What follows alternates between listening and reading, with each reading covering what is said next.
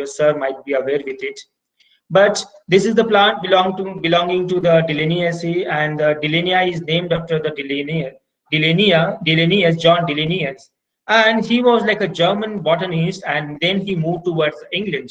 What his important contribution is Historia Muscorum, where he documented much of the lichen and the mosses, as well as the lichen and the fungus together. So one of the examples that I have put it over here from the Historia Muscorium. This is again the book where you will get n number of almost 300, more than 300 of fungus and that lichens. So this is again another example, the beautiful example of the documentation or the making the herbarium of the fungus or the lichens and the algae. So I will go back again to the preservation of the plant knowledge or the plant database in non-European cultures. If you clearly ask me that whether herbariums are really important, yes, they are important. But if you see our ancestors or the forefathers, or if you go back to long stone ages and all, there was no communication, there were no exploration of the field, and the knowledge of about the plants were very limited and very restricted to the few people. For example, if you see this Benako Ganmu, which is nothing but in a simple word called Compendium of the Materia Medica. So you may have heard the word called Materia Medica, where the documentation of the medicinal plant has been like a done. So this is another example from the China, which was written by the Li Shizhen. The book is the Benko Gangmu, which is again the compendium of Materia Medica. So if you wanted to read this book, it is very difficult as it was written in the Chinese. So for the Indians or for any other Europeans or the New World people, it will be a very difficult to understand this language. So word was very limited in those days, and there was no exploration was also happened. So everything was everyone is working very isolatedly. So there was no connection between the continents. There was no connection between the people. There were no academic collaborations. There were no scientific collaborations. So in those days, collecting and preserving the data was very difficult. Only they have done is they have abstracted the data. May they have collected the plant, but there was no preservation in those days. So this is somewhere from the 1578. So it's in the 1500s. And this is one of the rarest book. You will get it in the Chinese Academy library. And it talks about the traditional medicines and all. Now I'll come towards one of the old Sanskrit texts, that the Sushrut Sanhita and the Charaka Sanhita, where total 8 books you will get it and more than 121 chapters you will have. So this is somewhere again in the first or the second century it happens, and this is one of the fundamental Hindu texts. If you read the Ayurvedas, it goes to the Sushruta and the Charaka Sanhita.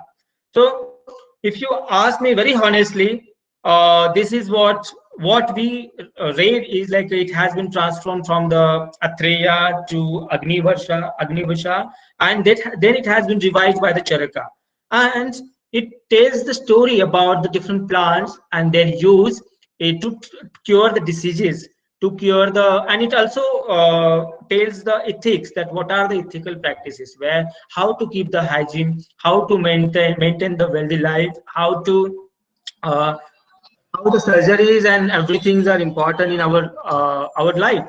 So this is talking everything about the preservation of the plant knowledge apart from the Europe. So it is like a non-European culture. So if you can call it as an Asian culture of the documentation or the preservation of the knowledge. But here, no specimen or the no evidences were preserved because it was very long back period. We are having the evidences from the 1400, from the 1500 in the form of the herbariums. But for this preservation, non-Asian preservations, we don't have that evidences or the knowledge. So I'll quickly move towards the another stage of the publication. And another hub of the knowledge, that is the botanical knowledge, that has been preserved in the form of book. The book name is Hortus Mulbaricus. This book is available through the Biodiversity Heritage Library. So what is special in this book? One, it was written and it was realized in the year 1678 to 1693. It takes 30 years. It was published from the Amsterdam, and it has 12 volumes and almost 500 pages. So this is very unique book in those era, which tells the diversity of the plants grows in Malabar. So in short, plants from the Malabar garden, Hortus Mulbaricus. So this is one part. It was published in very adverse situations. It took 30 years to publish these 12 volumes. You remember last year, Dr. Manilal, K.S. Manilal, Professor K.S. Manilal from the Calicut University, he got a Padma Shri to translate this book from the Latin to English. So it was not acquainted to the Indian people because the transcripts were there in the Latin, but now it is available in English. So in fact, in Malayalam also it has been published. So what the first important, as I told you, that it was published in very adverse situation. Second importance, it was the first publication which talks about the plant wealth of Malabar, plant wealth of India to the European people when they were not well acquainted with the plants of India. And this is the book, the third important part is, this is the book contributed not only alone by the Van Riddy, who was the Dutch governor, but also there are different Brahmins, for example, Itti Achyutan and Malayalam people, Achyutan and local medicinal practitioner, Ranga Bhatt, Vinayaka Bhatt, Appu Bhatt, they are like Konkan Brahmins. So what Van Riddy did, he just gathered the information, compiled the information, asked the artist to draw the plants, to present the plants, even though there is no specimen that preserved when the Hortus Mulbaricus has been prepared. Please remember my words. There were no specimens were prepared when they have compiled this Hortus Mulbaricus, 12 volumes. But what it has, all the volumes are reflecting very beautiful illustrations and the drawings, which talks about the plants and their parts. For example, I have presented the jackfruit over here. So you can see over here in the corner, it wrote it as a, and the Malayalam name like a pilau. Then the this Marathi Devanagari script also is there. Then the Urdu or the Arabian script is also there, what it called as a furnace, and here Arabian script is also there. So he tried to convey the Arabians as well as to the Europeans and to the Malayalam as well as the Malabar people from India as well as people from the Konkan. So he was well aware that this is a way, if he can present the data, then much of the people will be aware with the plant database of the Malabar. His main interest was in the medicine. So he mainly focused on the plants which are used in the medicines. But this is one of the plants, one of the books which was referred by the Linnaeus. Many of the plant names also published later by the Linnaeus, and Linnaeus himself appreciated this work if you compare to the Hortus africanensis and the other hortuses. So this was the important work which not directly related with the herbarias, but if you are asking me the e-herbarium, so this is the kind of the herbariums or the display that has been prepared in the 16th century. So this has very important, this part is very important when we are understanding the different herbarias in the world and India. So you still remember, I mean to say, being a student of natural history or being student of botany, we always appreciate the work, or we always acknowledge the work done by the Linnaeus. Before to that, the polynomial system was exhibits. Even the Bahin brothers were worked on the binomial system of classification. The Linnaeus was the pioneer worker, one of the pioneer workers who started the botanizing the words with the Latinized words. For example, he named more than 10,000 species from the plants as well as from the animals. So, what is the relevance over here? Linnaeus, when he described the species, he has not only used the plant specimens as a type, but also he used beautiful illustrations, for example, these illustrations, and that drawings to describe his plants. So it is not only the specimens that Linnaeus used to describe the plants, it was the drawings and some of the lithographic plates that he used to describe the plant species. And this is what the now he wanted to class. He tried to classify the botany or the plants while organizing them based on the characters. So if you see, this is Hart's illustration that is of the Linnaean sexual system that he used in the plant classification. This is the first edition of the Systema Naturae in present, but that time also there was a polynomial. So monogynia, polygynia, or the bigynia, digynia, trigynia, the name number of anthers or the number of stamens that he used as a characteristic to classify the plant system. This is why we call it as a natural system of classification. So this is, everything is correlated. It's not that you cannot isolate the plant identification uh, from the herbarium. You cannot identify the taxonomy without. So everything is linked. So until unless we are not learning this link, it will be a very difficult to understand the herbarias. And similarly, in India, Nathaniel Wallich was compiler of many of the plant specimens. He has a list of the dried plants from India and more than 1500, 1600 plants that he enlisted in his dried plants. So what we call it as a Wallich catalog. So main copy of the Wallich catalog is at Kew, and many of the Wallich specimens are available now through the e-herbariums.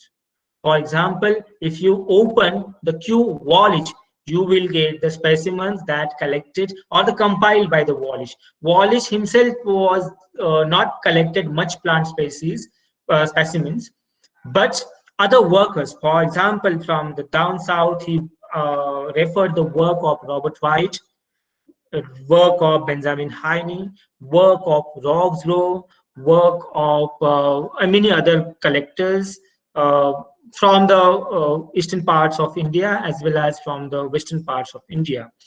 And he did the compilation. For example, this is one of the Salacia species we worked on. He named it as a Johannia salacioides. But unfortunately, catalog was merely a compilation, and it was not considered as a legitimate publication, as he had just listed the species that she found and that she compiled from the different collectors. In some instances, he named the plants. For example, you can make it out over here, the number of n number of species that here, binomials that he listed and attributing to the different people. But he was not given any description for every binomial. So that name becomes a nomen nudum or the nomen invalid. But later words, people have ascribed it or the labeled it properly. So I will just halt here, and I just wanted to ask you one part, whether you are getting my voice clearly, whether you are getting the slides clearly.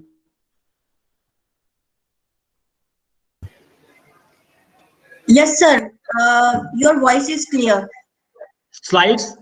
Slides are also clear, sir. Okay, fine. So I will move ahead. Yes, sir. Yes, Yeah. sir. Thank you, madam. Thank you. So I will come towards the herbarium. So whenever you are pronouncing the herbaria, no, you should call it as a herbaria instead of herbaria. So H should be the silent. It should start with the herbaria. So word, as I presented in my first slide, these dots are like a different herbarias. So if you see on the, this is the source from the Index Herbarium. They are having the register of world's herbaria. And they, according to their data, in the world, there are total 3,100 herbaria, and total 12,000 people are associated with these herbarias. And more than 390 million botanical specimens are permanently housed in these herbarias. So imagine the world of herbarias, 3,100 herbarias in the world. It's a big. So in India, one dot belongs to us, that NGCPR. We are also having small collections with us, that particularly from the Northern Western Ghats and the Andaman and Nicobar Islands. And also we are having more than 33 herbarias in India. But if you compare to the world's herbaria, though we are having the greatest diversity as compared to the rest part of the world, number of herbarias are very less, and the number of specimens are very less that we are having. What is the reason? The reason is much of the part of India has been explored during the pre-colonial period. And after whatever the things that we are doing for the flora indica or the regional floras or the national floras, that we are having the limitations. For example, most of the Indian collections are housed at Kew, as Sir Joseph Dalton Hooker or the kings, if you ask me, the Wallich, they are like a British servant, and they are working for the East India Company. They are working for the Her Majesty. So much of the collection has been transferred to the Kew. If you see the Dalzell's collection, Nicholas Alexander Dalzell's collection from the Western India, all the specimens of the Dalzell has been sent to the Kew. You see the Robert White collection from India. It has been sent to the Edinburgh. So these are the hubs for the world's, and claiming world's largest collections over there. So despite of we are having the good diversity, plant diversity, most of the collections are housed in the European herbarias. So I'll just give a quick glimpse of the largest herbarias in the world. So Paris standing first, which has like 10 million plant specimen, and next to that, herbarium Royal Botanic Gardens of Kew is having more than 8 million plant specimens. So what I wanted to emphasize over here, this is what Kew also having like 1.25 million fungi specimen differently. So this is the list, and I have listed 18 world's largest herbarias, cause I could have stopped over here on 10th, but no, I wanted to highlight where we fall, where our Indian herbarias are falling. So we are located on 18th position, with more than 20 lakh specimens. So if you compare with the Paris, if you compare with the Kew, we are nothing. We are absolutely nothing. You know how many tree species there occurs in the Europe? Indigenous tree species. Not more than 35. So imagine they don't have a greater diversity, plant diversity, but they are having world's largest collections of the plant species. And second part, I'm happy that they are having this collection, cause they are absolutely taking care of these plant specimens, and they are having like a good connections, or they are having the emotions into it, not like us. If you are asking me that how many plants housed in the Central National Herbariums, that is at Kolkata, how many plants have been digitized from the CAL? My answer will be very less. Not more than 2% specimens of the total collection have been digitized it. And that too not available to the public. So if you wanted to see the plants housed at Calcutta, see the plant specimen housed at Calcutta, you will not get it online. So that is where we are lagging behind. But if you wanted to see the plants, how's that plant specimen, housed at Paris or housed at Kew, you are very fortunate as they have digitized more than 50% of their plant collections, and these collections are available online through their web pages, through the just global plants and all. So we need to be more open. We need to be more prompt. If we wanted to cope up with the words, I mean to say the progress in the botanical herbarium history, then definitely we need to move for further words, and we need to digitize the specimens. So this is the e-herbarium is another way that people are more reliant. For example, in last year during the pandemic, I was not able to, not anyone didn't move to moved out from their position because we were having the restrictions. In such restrictions, what are the main sources? Right now, we are talking, we are discussing. I used to be more, I mean to say, believe in the discussion, not the one-sided. This is now I'm talking. It's like a one-sided, like a performance that I'm giving. But I believe more into the discussion.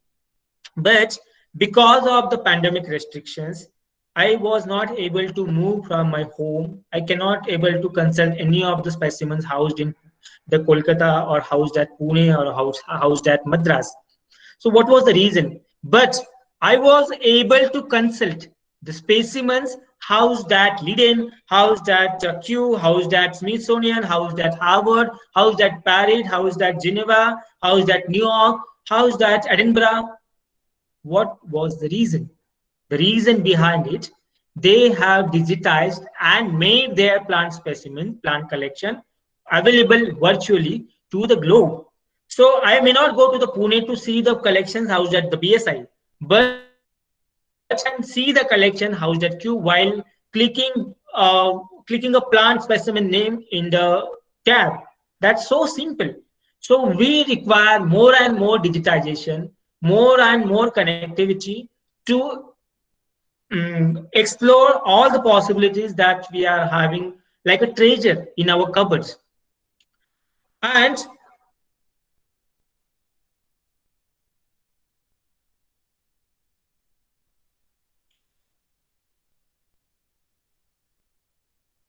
herbarias in India. As I said, Central National Herbariums is having more than 20 lakh specimens. Then Forest Research Institute is there, and largest collection, 18,000 specimens are like this is Genetics and Genetics Tree Breeding Center FRC, Coimbatore. So if you see all the herbarias, major of the herbarias are belonging to the Botanical Survey of India. And Rapunath Herbarium, it is at Trichy. That is main source of the flora of Tamil Nadu Carnatic, and which was like a dreamed by the Father Matthew. Similarly, Father Santapao and the Blatter was contributed to the Blatter's Herbarium at St. Xavier's College. We have like a Agharkar Research Institute at Pune. In fact, different herbarias are there. As I told you, CDRI at Lucknow also having good collections. And likewise, the Shivaji University Kolhapur as well as the University of Calicut is also having the good collection of the Indian plants. So I will quickly go through the one of the largest herbarias and the botanic gardens, Kew. I visited the Kew during the 2019 May and June, and these are the wings of the herbarias. So how important the collections they are preserving over there, and different wings they are allocated. For example, this is the front wing. For example, this is the front wing. So it opens from here, and it opens from here, and it goes to the different wings, and this is the entrance to the garden. This is the garden's main gate. So they have a 2 stories building. One is like a basement floor where they are having the succulent plant collection. In the B, in the C, they are having the different dicot families, and or in the D and E, they are having the different monocot families. And in fact, they are having the different collection wings for the fungi collection as well as the weight preservation of the algae and the other bryophytes. So this is overall map of the herbarium visitors, and these are the wings. So this is the wing E, where you can get the old cupboards and the old structures. These are the tables where they have listed the herbarium labels and all, and these are the boxes that they used to carry the specimens they use for the transportation of the specimens. They are very caring. For example, I just put this wing. All these pigeonholes or all these cupboards are having the one genus. Imagine these many cupboards are having one genus, the genus Barleria. So almost 200 species they are preserving over there of the Barleria. So you wanted to see any Barleria from the world, you just go there, just see the plant, see the name of the plant and see the plant. So that's so simple it is. So if you wanted to make a flora of world, flora of India, this place is very, I mean to say, kind enough to write such big floras. Similarly, they are having fern collection over here in the basements and succulent collection also. And these are like old arrangements where they put the new boxes into it. So what is the important again? If you see the illustration, the left-hand side, the drawing by the Nicholas Alexander Dalzell of Neuracanthus. This is one of the endemic species to the Western Ghats. On the right-hand side of mine, there is a specimen. So if you wanted to convey that this illustration is based on which specimen, you will have the clue. This is the specimen from which Dalzell has illustrated this plant. And this is what the uniqueness of the specimens. For example, these 3 plants were collected by the Dalzell himself. But on the 3 plants, his labels. For example, this specimen missing the Dalzell's annotation. This specimen is having the Dalzell's annotation. This specimen also having the Dalzell annotation, but this is presented by after his death by his wife. So the middle portion can be a good choice if we are thinking to make the the original material that has been used by the Dalzell.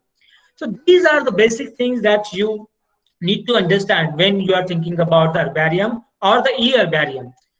This is the Natural History Museum, London, and the BM Herbarium, which is like a British Museum herbarium. Earlier, like it was a part of a British Museum separately, but now it called as a Natural History Museum, London. And there a small portion located to the herbarias where they have also having the drawing collection. These are the beautiful drawings by the Dalzell. So what you will call it? These are also one of the source of the e-herbariums. You can call them as a e-herbariums or the illustrations, whatever it may be. So this is one type of the e-herbarium. You can you can take the photographs in the field. And if you have the chances, for example, now we are having much restrictions that you cannot collect the plants from the biosphere reserve. You cannot collect particularly CITES listed plants. You cannot collect endangered endemic plants. So collections restrictions will be there always. And in the future, definitely it will be going to hamper the collections. Therefore, now from your syllabus also, maybe your teacher are telling to you that not to collect the plants, live plants, until you are doing the research on it. So for the general collection or the eventual collection or the accidental collection, I will suggest to go with the photography. If the photographs are depicting the much characters, I feel that will be very enough. Why I put the slide over here? If you see in my right hand side, left hand side, I have clicked original photographs, field photographs, I have produced over here. One is having the leaves and inflorescence. One is having only inflorescence. Now, when I went to the queue, I try to compare my plants with the specimens housed at queue, that too from the Malaysia. I just wanted to understand whether the plants which I have collected from the Kerala, this left side plants, no, I collected from, from Kerala. And laterwards we have described this as a new species. But if I try to compare with the specimen housed at queue, definitely it was not agreeing. My plants are altogether different than the Malaysian plant. Then I took the decision to go ahead with the new species. And that's how the new species have been described. These are some important things. For example, when I was sorting the Gruvia species housed at Natural History Museum, British Museum, I found this plant named as a Gruvia, the left-hand side plant. But that this is not Gruvia, this is Alangium. So it is now my responsibility to label that plant as Alangium. I wrote it possibly Alangium. And these are the specimens which collected from the part of Maharashtra lying over there without any name. So this is our responsibility. Becoming an expert, you need to be a responsible. You should have the accountability to tell the people that how these plants are important and our role to name and identify the plant. So this is from the Bannur, is placed in Karnataka, bordering Kolhapur district. It was collected in June 1879 and it was by the Alfred Prentice Young. So you may have the volunteering opportunity. If you have the expertise in the botany, if you have the knowledge of your local flora, if you have interest in the botany or the nomenclature or the taxonomy, there are many voluntary associations with the Kew, with the Paris, and many global herbarias. You can help them to identify how, while sitting in India also you can do that. If you go to the Gesture Global Plants, they are asking to help to identify or the correcting that plant if you are expert in that group. So what I'm suggesting you is there are a hell lot of opportunities in this field. We just need to explore. We just need to be open up ourselves. For example, this is the collection at British Museum. If you see the plant is called as a cyanotis. And who identified it as a cyanotis? It was identified as a cyanotis by the different people earlier. But when I went there, I found this is the Commelina herbaceae, and which is now the Moodania japonica. But if you see other three leaves over here, these are not Commelinas. So I just put the label over here. These are not Commelina species. Probably these are the gingibers or the arrows. So some of the specimens that were not identified properly, I have labeled it, and you will get the credit also for the identification for the label. So the specimen was from the Ceylon, which was previously called as a cyanotis. I labeled it as a cyanotis burmania. And there are hidden treasures. Like this plant was not labeled earlier. He wrote it, Commelinaceae from the northwest of Sunal. He was collected in 1879.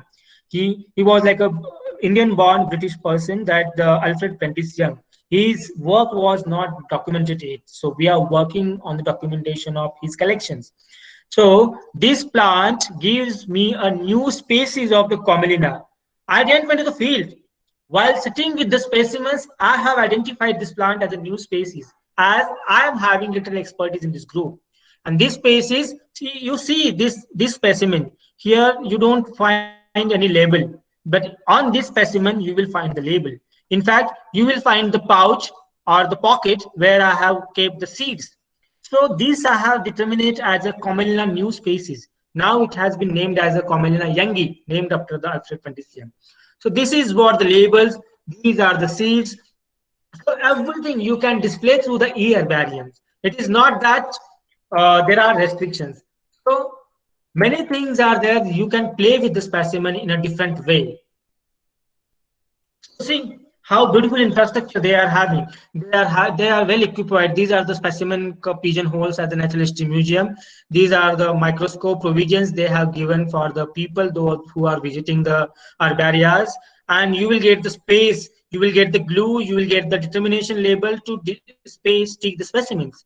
And see the curious people outside. These are some, I feel that school children, those who are visiting with their mentor to the Natural History Museum. Suddenly, I just got shocked that while seeing outside of the window, many people or the many students are peeping inside. They were very curious. So these are like a very enthusiastic students that we are inculcating the research into it. So we should be very fortunate that too we are in the field of the natural sciences and we are having the opportunity to meet with the different people. This is from the Dr. Henry Nolte. This is again from the Norbert Holstein. This is from the curator from the Kew Herbarias. So being a natural science student or the being a botanist, I am very fortunate that I can say that though the plants are like a date, that herbarium plants are like a date, we can find out the life and the life history from the plants. So I just wanted to brief you about the different herbarias, how they work, how they perform. And this is one of the largest herbarias in India, Central National Herbarium, located at Aura. The botanical garden is also very associated with. This is the main building of the Central National Herbarium. And these are the oldest arrangement of the cupboards. And these are some modern cupboards they are having. And of course, like a queue, they are also having some setup to seat the consultant person or the people people visiting from across the globe. So I will quickly come towards the point that what herbariums give. Herbariums give the identity of the plants.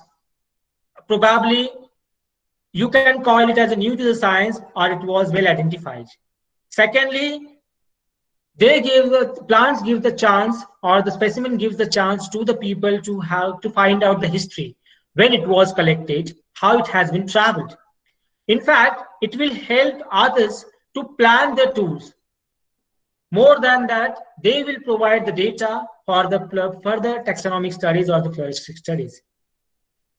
In fact, herbarias are the where you can put the plants and you can work on it. That provides the data labels for the revisions and the monographs.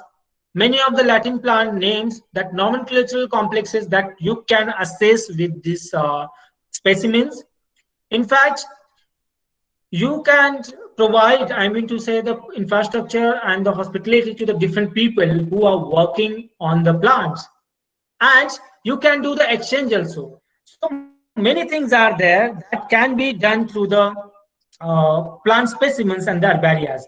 Now, in a modern ways, specimen part can be used to determine their phylogeny, their evolutionary travel, how they are related with the others using the plant material leaf part, or you can call it as a molecular sequencing and all. That data also you can. Also, you can use to analyze the phytochemistry. In some amount, you can also understand the phytochemistry, the anatomy based on the specimens. Palynology also you can do through the dried specimens. So dried specimens are much helpful to take the decision in nomenclatural fluxes as well as in the taxonomic fluxes. So many of the things that you can extract from the plant specimens. And I will, there are many e-herbarias that are available across the world, but I will not go into the details as you can explore those herbarias by yourself. If you are putting the e-herbarias or the keywords like digital herbarium and all, you will find thousands of such digital herbarias across the globe. I wanted to focus one or two herbarias in India. So this is the slide that I have presented over here. It is from the Pichandikulam forest, which is operated by the Auroville. Auroville is a village that to the own village that created by the newly created by the people across the globe. So if you go to the Oro village, you will find many of the people from the European as well as the New World, they came there and they settled there. And they have created that village. So they started documenting the forest around them. And this is the way they have documented. You will get hundreds of plants on their web page. This is an example. This is the plant called Eugenia roxburghi, which was described by the D. Candle. It called Rose cherry, and it is belongs to the Myrtaceae, the family which of the Gava or the family of the Syzygium or the Jamun. How meticulously, how nicely they have presented the data. See, here on the left hand side, they have given the scale. Next to that, they put the stamp. Beneath that, they have given the information of the date of collection, who collected it, and latitude and longitude. It's coordinate they have given, and from where it has been collected.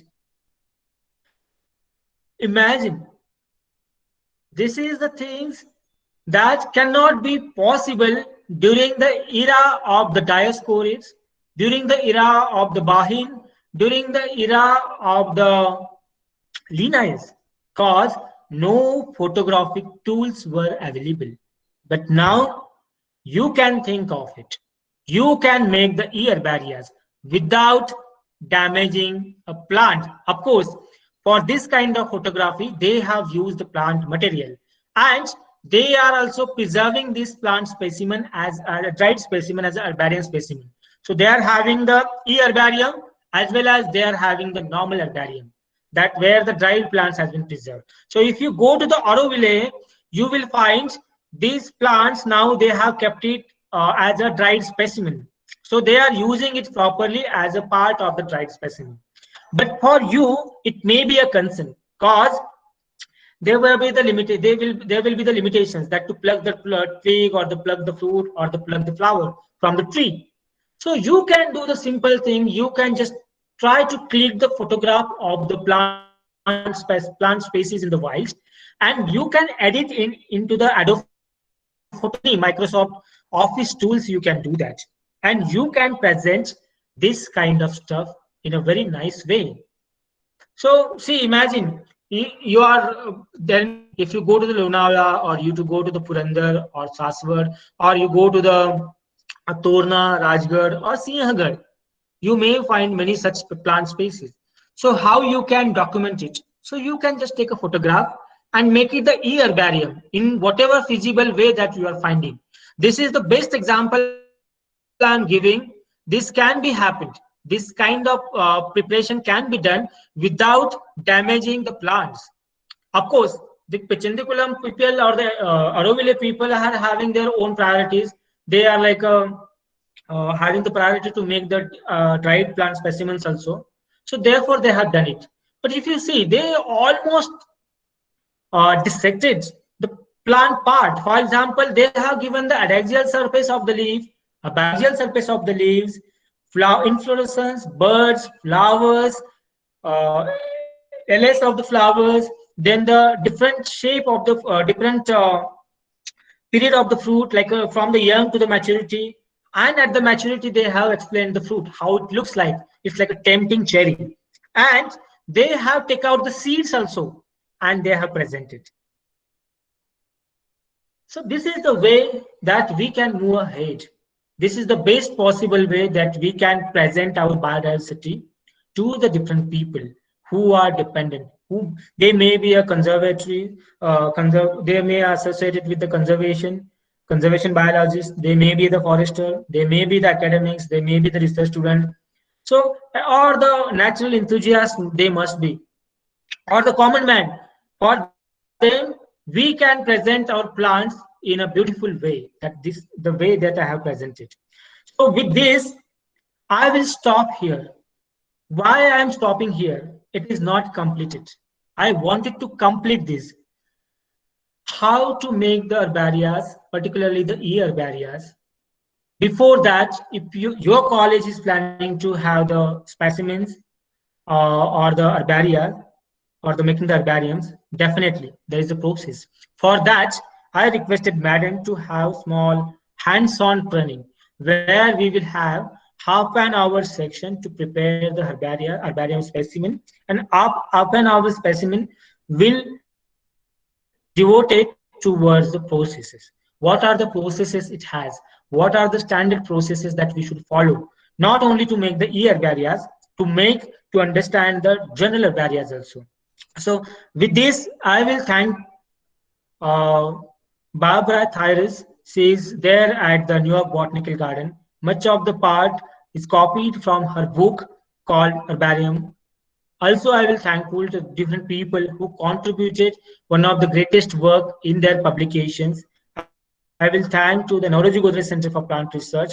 And finally, I'll thank the organizers who gave me an opportunity to talk on this unique topic. I don't know how much things students will get it through this presentation.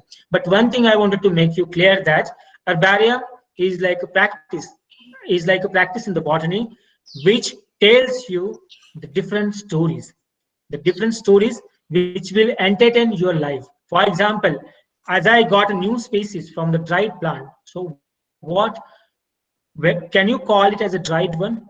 No, it has a life. So herbarium is the study of botany with the date plants. So botanical life we can study with the help of the date plants. But if you ask me, we have a thousands of resources now available with us. You can volunteer, you can work as the herbarium curator, you can did your e-herbarium, you can develop small mobile application also to explore your plants around you.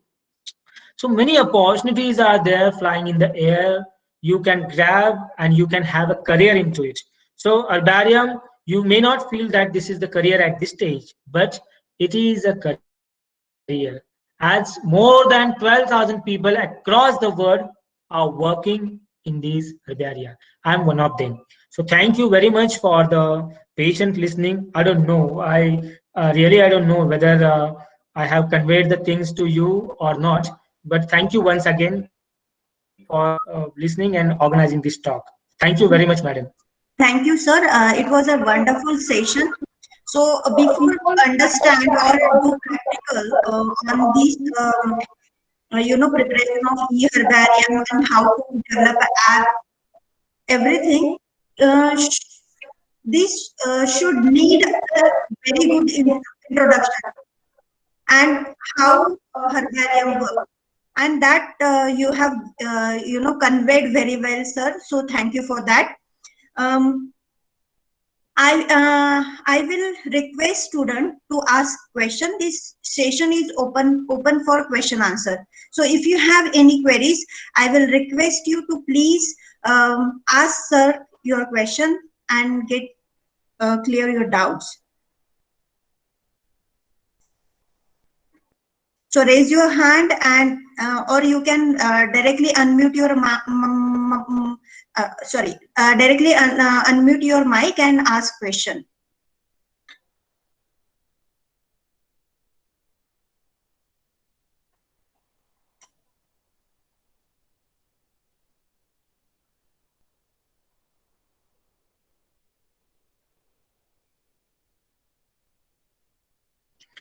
So two things are there. One thing is either you understood the topic very clearly, or the other part is you may not having a clear concept of the herbarias.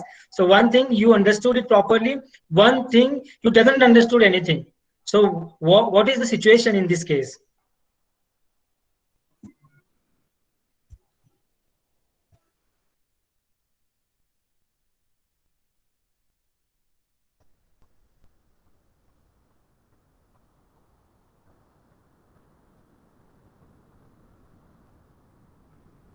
Sir, hello. Hello. Tell me, Jakarta sir, tell me. Sir, sir, you have mentioned that compared to Kew Botanical Garden or the museum which is in the Paris, uh, which have documented about the 50% of the specimens, we have only 2% Right. of the specimens which are documented so far. Sir, what do you think? What would be the reason would be there? that we are behind these institutes in documentation of our specimens. What would be the reason behind this? So one thing is very clear. I mean to say the willingness. Willingness should be there. Although we have all the infrastructures, it is not like that we don't have infrastructure to digitize it. So first thing is willingness, and second thing, we should be very open. For example, even though I have digitized the collection, it need to be available to the public very immediately.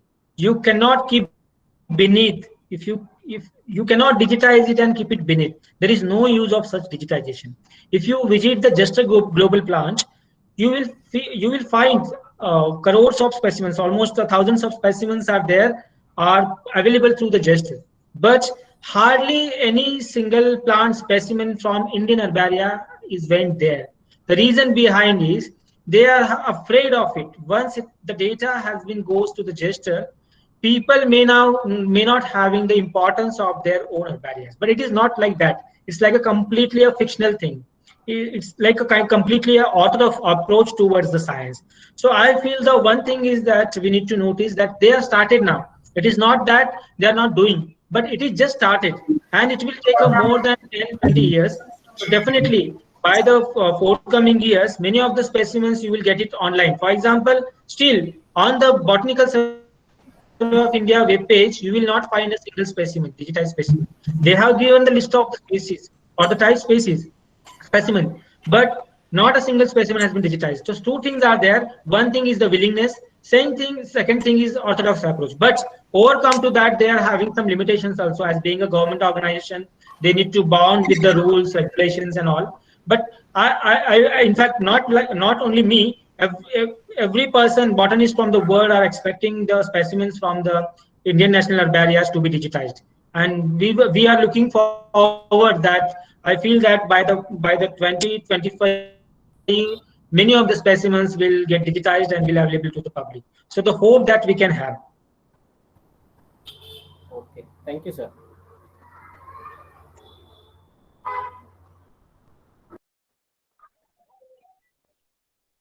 Hello sir. Yes. आम्ही आमच्या लोकेशनचे हर्बॅरियम कसं बनवू शकतो? तुमच्या लोकेशनचं ई हर्बॅरियम बनवायचं असेल तर पहिल्यांदा तुम्हाला फ्लोरिस्टिक कॉम्पोनंट स्टडी करायला पाहिजे. म्हणजे तुमच्या आजूबाजूला डायव्हर्सिटी किती आहे, प्लांट डायव्हर्सिटी. उदाहरणार्थ तुम्ही आता राहताय कुठे? सासवड. अच्छा, तर सासवडच्या आजूबाजूला लोकॅलिटीज आहेत. उदाहरणार्थ पुरंदर एक लोकॅलिटी आहे, किंवा जेजुरी असेल, किंवा खालच्या बाजूला जो घाट आहे त्या घाटात सुद्धा तुम्ही, त्याचं काय नाव आहे, दिवेघाट. या सो तुम्ही जर डिसाईड केलं की या वर्षी आपल्याला दिवे घाटातले ई हर्बॅरियम बनवायचं आहे, तर बेस्ट वे इज तुम्ही फ्लोरा ऑफ पुरंदर बघा, किंवा कुकचा फ्लोरा बघा. तुम्ही कुकचा फ्लोरा तर तुमच्याकडे आहे ना अवेलेबल, तो बघा, आणि त्याच्यातले दिवे घाटातनं ज्या प्लांट स्पेसीज रेकॉर्ड केलेत त्या वेगळ्या करा, त्या लिस्ट आउट करा.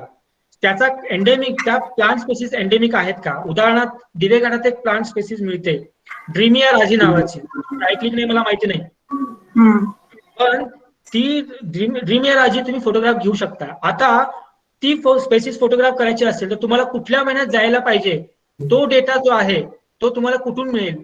तो डेटा तुम्हाला कुकच्या फ्लोरातून मिळेल. कुकनं लिहिलं असेल, कुकच्या फ्लोरात नाही, जिथे आता ड्रीमिया राजी नंतर आली आहे स्पेसीज, ती कुकच्या फ्लोरात नसेल, पण उदाहरणार्थ एखादी स्पेसीज आहे कॉक्युलस्पर्मम, ते दिवे घाटात मिळते, तर कॉक्युलस्पर्मम तुम्हाला फुलांच्या मध्ये पाहिजे असेल किंवा फळं असलेली पाहिजे असेल, कारण ज्यावेळी ई हर्बॅरियम म्हणताय त्यावेळी नुसता पानं देऊन फायद्याची नाहीयेत, त्याच्यासोबत तुम्हाला फुलं सुद्धा घ्यायला पाहिजेत, फोटोग्राफ करायला पाहिजेत, आणि फळं सुद्धा फोटोग्राफ करायला पाहिजेत. त्यामुळं तुम्ही डिफाईन करा. आता उदाहरणार्थ तुम्ही जर मार्च मध्ये गेलात तर तुम्हाला फक्त फुलं आणि फुलंच मिळतील, त्याच्यावर झाडावरती पानं मिळणार नाहीत. पण त्यासाठी तुम्हाला 2 ट्रिप अरेंज करावे लागतील, इनफॅक्ट 3 ट्रिप अरेंज करावे लागतील. एक म्हणजे डिसेंबर महिन्यामध्ये ज्यावेळी झाडाची पानगळ झालेली नसते. दुसरी ट्रिप म्हणजे फेब्रुवारीमध्ये ज्यावेळी झाडांची पानगळ झालेली असते पण त्याच्यावरती फुलं असतात, पिवळ्या रंगाची खूप सुंदर फुलं असतात. आणि तिसरी ट्रिप म्हणजे झाडांच्यावरती पानं नसतात, फुलंही नसतात, फक्त फळं असतात. हे जे काही आहे ते तुम्हाला कुठून मिळेल इन्फॉर्मेशन, ती तुम्हाला पब्लिश लिटरेचर जे आहे त्याच्यातनं मिळेल. उदाहरणार्थ फ्लोरा असतील किंवा रिव्हिजनरी वर्क असतील किंवा काही लोकांनी डॉक्युमेंट केलेले असतील, जसे की फ्लावर्स ऑफ इंडिया नावाचा वेब पेज आहे. तो ही इन्फॉर्मेशन तुम्हाला पहिल्यांदा वर्कआउट करायला पाहिजे, त्याचं स्केलेटन बनवायला पाहिजे, and then you can go to the field. नाहीतर असं होईल की तुम्ही साधारणतः जून मध्ये गेलात तर तुम्हाला कॉकलेस म्हणून काहीच दिसणार नाही. सो त्याचा अर्थ काय आहे, त्या जून महिन्यामध्ये तुम्हाला पानं दिसतील पण फुलं फळं दिसणार नाहीत. So it will be your decision how you are proceeding.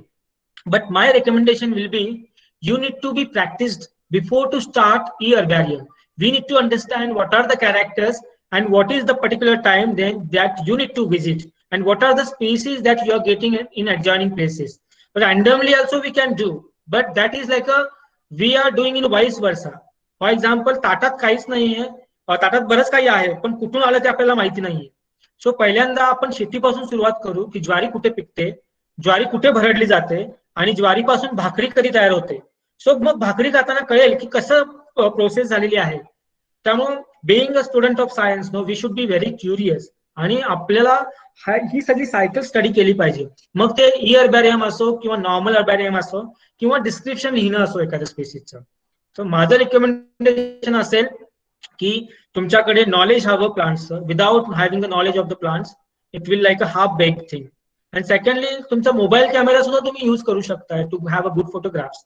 सो छोटे छोटे स्किल्स तुम्ही लर्न केलेत ना तर खूप सोपं होऊन जाईल. आणि थोडासा इंटरेस्ट घेतला तुम्ही लिटरेचर वाचण्यामध्ये तर मग ते काय म्हणतात ना, दुग्ध शर्करा योग होईल तो. So they will not be a problem. You can start, you can take the help from your teachers, you can help from me also, no problems at all. Thank you, sir. Sir, I have a question. Can we give such kind of small project to our student? We'll start from our college campus only, then we can ask them to take a certain locality and do herbarium preparation and digitization of that herbarium preparation. We can do that, right? So even seasonal also we can suggest them. Yes, yes, there will not be a limit, madam. Yeah. So so how we can digitize this, and how you can prepare app of that?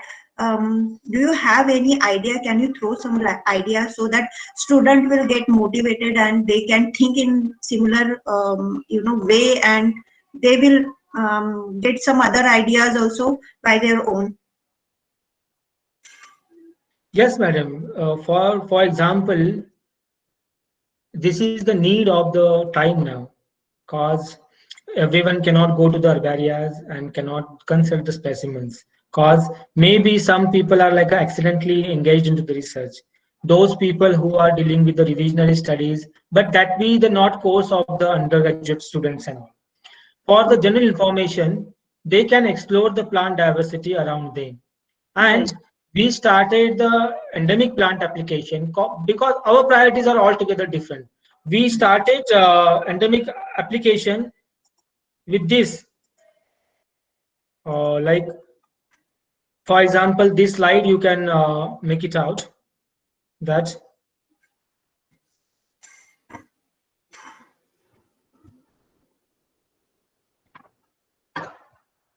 so this is our application available to the general public, through the using the Android mobiles and the iOS system. So what we are doing, we are targeted like endemic plants of the Northern Western Ghats, and we are documenting them. So this will be like a 3 years project, and everyone can download this application and make an idea that how you can initiate such kind of concepts, not only for the endemics, but plants from your college campus. Also, you can start it. Yes. One thing is you can collect the data and you can give it to the computer people. For example, Yes. if your college is having the computer science faculty, or some college is having some programmer or the developer, you can give the technical data to them and you can tell them this is what the things that we wanted to highlight. For example, for the NAC also, this data may be helpful, that what kind of plant diversity that you are having around your college. So that can be presented, but one part is there that you need to document by your own. Of course, if you have a good SLR camera, that is really great. If you don't have a good SLR camera, you can try the photographs with the mobile also. But I will prefer the digital SLR camera over the mobile. Right. This is one. Secondly, if you have the basic knowledge of the plant, you can classify them. So you can classify the plants, whether it is a introduced, whether it is a indigenous, or whether it is endemic. Though it is in a college, whether it bears the fruit which are edible, whether it bears the fruits which are not edible to the humankind, but it is edible like a to the frugivorous birds. So what are the bird species you can listed into it? So that is the additional data you can provide with the plant, the habit of the species. For example, you can classify the plants in your campus based on the habit category. For example, some must be the tree, some must be the shrub, some must be the herbaceous element. So these are the different way. You can classify the plant on the flower color. You can classify the plant based on the leaf shape. Whether the leaves are like a compound or simple also can be used. So these are the different keywords that you can use to reach that plant species. For example, if layman, for as an example, if the NAC coordinator or the NAC committee member are not from the botany subject, so how they will identify the plant, or how this application or the module will be helpful to them? You can present the application or the module in such a way that can be feasible for the identification to the layman also. For Yes. example, they know how the leaf shapes are, how the flower color is. So these are not technical terms. For example, flower plant which produces the red flowers, and it's a tree habit which has like a very small bipinnately compound leaves, which has a grayish bark. So what plant I'm talking about? Flowers usually during the May to June. Plant is from the new word. What plant I'm talking about? I'm talking about the Delignus regia. This is what an example I just wanted to share. So Yes. there are multiple ways that you can present the diversity, plant diversity around the campus with the help of little literature, with the help of little understanding, and with the key outing the important features of the plant. So this will be a beautiful project if you can able to document 40 different plants according to their habit, according to their flower color, according to their flower season. So these are the multiple options. Only thing is, being a botany student, you need to have understanding of the plant organs, how to photograph it, what to photograph, what not to photograph, and the rest of the part you can give it to the computer science people or the IT people in your college. So I will request you, all of you students, that to download our application, which will give a glimpse or the idea that how you can progress your application or your module of the endemic plant, documentation of the plant in your campus in your way, not in others' way. Everyone has their own ideas. Everyone has their own concept. So think in that way, develop your own idea and go ahead. The word is not, I mean to say the word is big and everything is open to you now. Uh, very nice, sir. Actually, this is a very good explanation for our, students' curiosity also, and for our curiosity also. So, sir, basically, our intention of organizing this workshop, I can say workshop today is only lecture, theoretical introductory session, right, to the preparation of e-herbarium. We have proposed this workshop in our proposal so that student will get an idea. Later on, we are organizing hands-on training, and after this hands-on training, the same batch of student will be given projects so that they will apply this knowledge and they will prepare some e-herbarium. And if those who are interested preparing some application, they will go for it. So we will give that liberty to those students so that they can use their innovative ideas to fulfill these things. Right. And it will be like a fruitful activity that we are conducting. It's not just we are conducting an activity just for the sake, I'm not saying the sake, but like, we are conducting, students are getting, but nothing is coming out. We want some things out of it that will be really a fruitful thing, and student will get all this knowledge and they will apply it. So that is what our intention, sir. And I hope the first lecture of this workshop, which is related to the introductory part of e-herbarium, I will say, sorry, regarding the herbarium, and then we are moving toward in the next session, that is actual process of preparing this. So this is really wonderful, sir. This very nice lecture you have given, and given knowledge to our student. So with that, I would like to request Dr. Sheetal Kalapuram ma'am to extend a vote of thanks. Thank you, ma'am. Good afternoon, everybody. On the behalf of Wagire College Saswad, I would like to thank Dr. Mayur Nandikar sir from Noraji Godrej Center at Plant Research, Shirwal.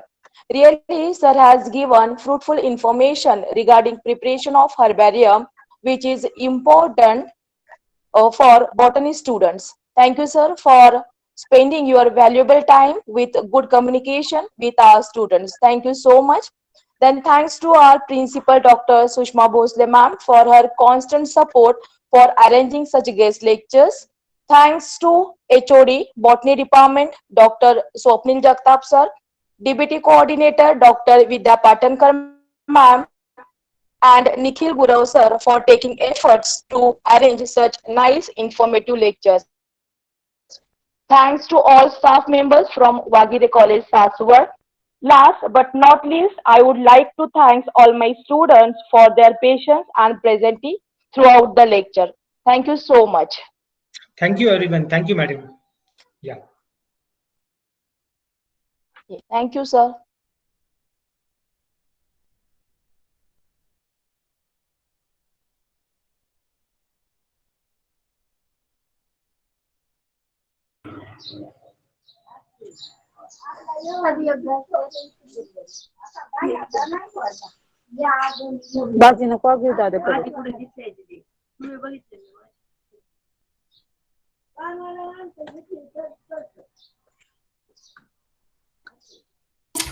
Now everyone can leave the meeting.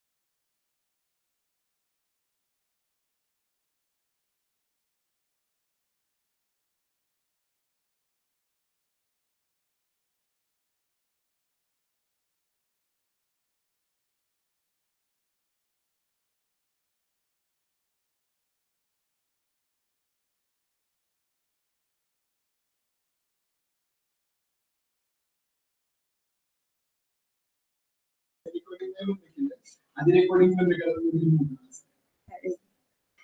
काय आहे तो संस्थेतनं phone आला ना. मी करणार होतो पण म्हटलं recording नाही करायला पाहिजे होतं सर. कसं बंद होते पण आता एक फोन माझं हँग झालं बहुतेक. हँग झालं का? हम्म. ते